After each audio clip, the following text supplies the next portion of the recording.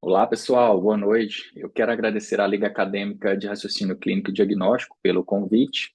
E hoje nós vamos abordar um tema de suma importância, que é como abordar o paciente oncológico do ponto de vista do médico generalista. Eu vou abrir meus slides para a gente começar a aula. Bem, para quem não me conhece, eu sou Fernando Azevedo, médico oncologista clínico. Estão meus conflitos de interesse, para essa aula eu não tenho. E antes da gente abordar o tema sobre o paciente oncológico, é importante eu entender a magnitude do problema que eu estou enfrentando. Então, dados do GlobalCan de 2020 a 2040, é uma estimativa, mostrou um aumento do número de casos de câncer para ambos os sexos, principalmente no sexo masculino. Em relação à incidência de novos casos para 2020 para o sexo masculino, o câncer mais incidente é o câncer de pulmão, seguido do câncer de próstata, coloretal e estômago. Para mulheres já é o câncer de mama. Em relação à mortalidade para o sexo masculino, quem mais mata é o câncer de pulmão. Para as mulheres já é o câncer de mama. Não tem como eu abordar paciente oncológico sem falar um pouquinho para vocês sobre alguns fatores de risco. A gente sabe que a idade é um dos principais fatores, porque ela está associada a um envelhecimento celular e a uma ineficácia dos processos de reparo. E esse risco é aumentado quando eu tenho associação com obesidade, infecção, álcool e radiação ultravioleta, entre outros fatores de risco. Bem, a nossa aula propriamente dita é como manejar esse paciente. Eu trago para vocês em sala de aula que o pilar da medicina é a anamnese com exame físico. Então, eu tenho que conversar com esse paciente. E para conversar com esse paciente, eu tenho que descobrir a duração desses sintomas, a história pregressa e antecedentes do paciente, a história social, a história familiar e a revisão dos sistemas. Quando eu falo em duração dos sintomas, é muito importante porque eu quero entender a cronicidade que essa doença tem, quando ela começou, e como essa doença evoluiu. Eu tenho que entender a história pregressa e os antecedentes do paciente, que são importantes, porque eles podem influenciar no tratamento, que são as doenças subjacentes. O histórico social é importante eu entender a exposição ocupacional e os hábitos que esse paciente teve durante a vida, como tabagismo, etilismo. O histórico familiar, que fala sobre predisposição genética, e a revisão dos sistemas, que ela pode alertar o médico para sinais, sintomas relacionados à doença metastática ou síndrome paraneoplásica consequente àquele tumor. Lembrando a vocês que o diagnóstico de câncer ele deve ser feito com biópsia, com base na biópsia tecidual invasiva.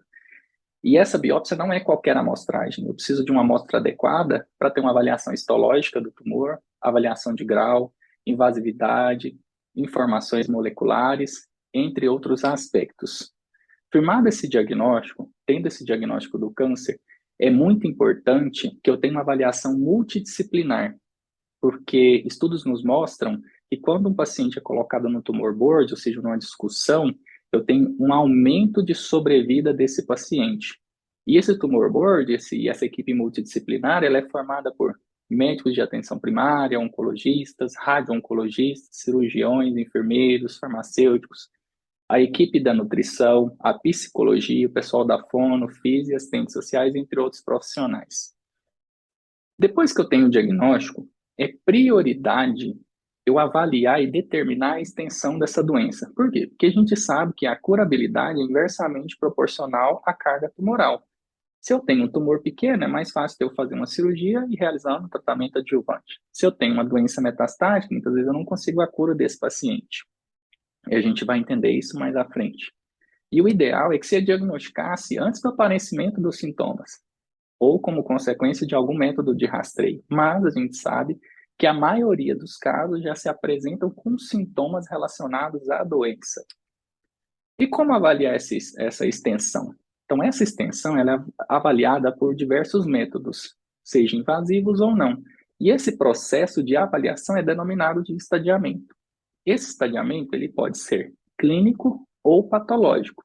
Clínico, nós temos uma avaliação por anamnese, exame físico, exames de imagem, como, por exemplo, tomografia, cintilografias, ultrassom, raio-x, PET scan, ressonância. E o patológico, é através de métodos invasivos cirúrgicos, como, por exemplo, uma laparoscopia no câncer gástrico, uma laparotomia para estadiamento cirúrgico de um câncer de ovário. E depois que eu faço esse estadiamento, eu tenho que colocar esse paciente numa classificação. E essa classificação, o sistema mais utilizado é o TNM, que é Tumor Nodal and Metastasis. No tumor, eu vou avaliar o tamanho do tumor. Linfonodo, eu avalio a presença ou ausência, e metástase também, presença ou ausência. A depender de como estão essas letrinhas, eu consigo colocar esse paciente num grupo, que é o estágio que esse paciente vai ficar. Eu trouxe aqui para vocês um exemplo da combinação do TNM para câncer de pulmão. Nós vemos que o estágio ele é classificado de 1 a 4, e isso, para mim, ele tem finalidade prognóstica. Por quê? Esse gráfico, por exemplo, é um gráfico de sobrevida global em 5 anos, e ele mostra da seguinte maneira. Aquele paciente que tem uma doença inicial, ele tem o melhor sobrevida em 5 anos, comparado àquele paciente que não tem, na verdade, que tem uma doença mais avançada. Então, quanto maior o estágio desse paciente, pior é a sobrevida em 5 anos. Aqui, por exemplo, o câncer de pulmão 1A1, ele tem uma sobrevida em 5 anos de 92%. Aquele paciente 4B, ele tem uma sobrevida em 5 anos de 0% para aqueles pacientes não tratados. Além do estadiamento anatômico, eu tenho que avaliar nesse meu paciente a reserva fisiológica, que ela é realizada através de métodos indiretos, que nós utilizamos as escalas, como a escala de Zubrod e a escala de Karnofsky. A escala de Zubrod, ela vai de 0 a 4, atividade normal até restrição leito. Karnofsky vai de 100 até 10. Nenhuma queixa, paciente assintomático, ou o paciente rapidamente para a morte. Bem, além da avaliação anatômica, avaliação de reserva fisiológica, nós temos hoje, agrupado a esses tratamentos, uma avaliação molecular. Por quê? Porque os tratamentos oncológicos, eles são individualizados. Isso é muito importante. Por isso que eu tenho que falar para vocês sobre uma amostra adequada que foi retirada daquele tumor, para que faça essa análise. E como é elaborado esse plano de tratamento? Então, o plano de tratamento, ele vai depender do estadiamento do meu paciente, ou seja, da extensão da doença, porque aí eu consigo avaliar prognóstico, e o desejo do meu paciente de tratar ou não. Então, isso também eu tenho que respeitar. E é possível determinar se essa abordagem, através desse estadiamento, é uma abordagem com intenção de cura ou um tratamento paliativo. E para isso eu tenho que planejar. Então, é muito importante que eu tenha uma assistência multidisciplinar para esse paciente. Bem, os planos terapêuticos em oncologia, eles vão subdividir em 3. Nós temos o tratamento neoadjuvante, que é aquele que visa uma redução do tamanho do tumor, para que eu facilite um procedimento cirúrgico menos agressivo, menos mórbido para o paciente. O tratamento adjuvante, que é aquele que eu erradico uma doença micrometastática, aumentando a sobrevida para esse paciente. E o tratamento paliativo, que é aquele tratamento com não intenção de cura, mas com melhora da qualidade de vida, controle de sintomas, entre outros fatores. Mas como é realizada essas abordagens terapêuticas? Nós temos a quimioterapia, seguido na rádio, com ou sem rádio, com ou sem cirurgia. E o inverso também, ele é verdade. Eu posso começar com cirurgia, seguido de rádio, com ou sem quimioterapia. E essa escolha, ela não vem do além, ela vem padronizada pelo tipo e estágio desse tumor. Então, por isso é importante uma avaliação adequada desse paciente, com anamnese, exame físico, métodos diagnósticos, tomografia, ressonância, PET scan. Se precisar de método diagnóstico invasivo, estadiamento invasivo também vai ser feito, porque eu preciso estadiar esse paciente de um modo adequado para me propor um tratamento adequado para esse paciente, junto com discussão da equipe multidisciplinar. Então, isso é muito importante. E o tratamento do paciente envolve também a abordagem das possíveis complicações, tanto complicações de doença, quanto complicações dos seus tratamentos, incluindo os problemas psicossociais associados, que são questões muito importantes. Por isso, o papel da psicologia e da psiquiatria no tratamento do paciente oncológico. Existem alguns efeitos relacionados ao tratamento do tumor que são mais comuns, como, por exemplo, náuseas, vômitos, a mielossupressão decorrente da quimioterapia, a neutropenia febril, a diarreia, entre outros. Só que eles são manifestados de graus variáveis e nem todo paciente ele vai manifestar esses sintomas. E hoje eu já tenho recurso que vai minimizar essa toxicidade, melhorando a qualidade de vida desse paciente. Bem, depois que eu realizei um estadiamento adequado, iniciei um tratamento adequado, como é que eu avalio resposta para esse paciente? Novamente, através de anamnese, exame físico, aquilo que a gente já comentou, e repetição dos exames de imagem e comparação. Dentro da oncologia clínica, eu tenho algumas respostas oncológicas, que são a resposta completa, a resposta parcial, a doença estável e a progressão de doença, que é o que eu vou mostrar para vocês nas próximas imagens. Quando eu falo em resposta parcial, é que eu tive uma redução de mais de 30% do diâmetro, do maior diâmetro da lesão-alvo, que é uma lesão que eu escolho num paciente. A doença estável é quando esse paciente não teve nem resposta completa e nem resposta parcial e também não progrediu.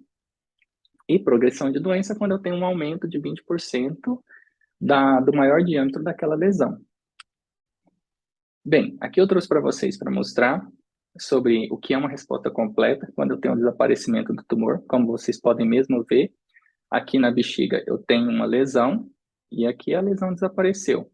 Aqui eu tenho um linfonodo e aqui eu não tenho mais esse linfonodo.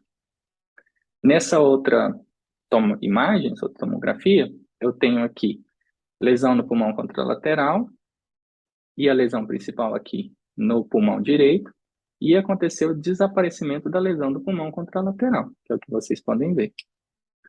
A doença estável, a doença permaneceu igual, não progrediu, não regrediu, ok? E eu tenho a progressão de doença, como aqui vocês podem ver, alguns pontos hepáticos, aqui as lesões mais confluentes, e aparecimento de ascite. Aqui a gente tem o aparecimento de ascite, uma piora da lesão mesentérica, que é o aumentar cake, né, que a gente pode ver aqui nessa tomografia. E o acompanhamento? Como é que se faz depois desse tratamento? Ele depende muito do planejamento inicial. O que foi adotado? Naqueles pacientes com intenção curativa, geralmente ele é realizado trimestral no primeiro ano, semestral no segundo ao quinto ano e anual a partir do quinto ano. Isso não é regra, isso é individualizado. Tem guidelines para cada tipo de tumor para esse sequenciamento. E o que eu devo fazer em cada ponto em que o paciente vem ao meu consultório? E o objetivo principal, ele é monitorar as recidivas do câncer, sejam elas locais, sejam elas sistêmicas, as complicações agudas e a longo prazo do tratamento instituído. Naqueles pacientes em que o plano terapêutico não é por intenção de cura, o objetivo principal é preservar a qualidade de vida, controlar os sintomas e avaliar e alinhar as expectativas com o paciente e com a família. Mas e o que deve ser monitorado? Naqueles pacientes, em todos os pacientes, eu tenho que avaliar e monitorar dor, náuseas, derrames cavitários, aspectos nutricionais, apoio psicossocial e abordagens sobre finitude, morte e morrer. O mundo oncológico ele é um mundo muito complexo, né? E ele envolve diversas especialidades. Por isso que é importante realizar um exame físico adequado para seguimento desse paciente, conversar com esse paciente, ver as expectativas que esse paciente tem em relação ao seu tratamento e, principalmente, controlar os sintomas. Por quê? Porque a gente sabe que o controle de sintomas desse paciente vai melhorar a qualidade de vida dele. Bem, obrigado pela atenção e disponibilidade de todos. E eu quero deixar uma frase para vocês. Seja a mudança que você quer ver no mundo. Uma frase de Mahatma Gandhi. Está aqui o meu contato. E qualquer dúvida, estou à disposição. Um abraço. Tchau, tchau.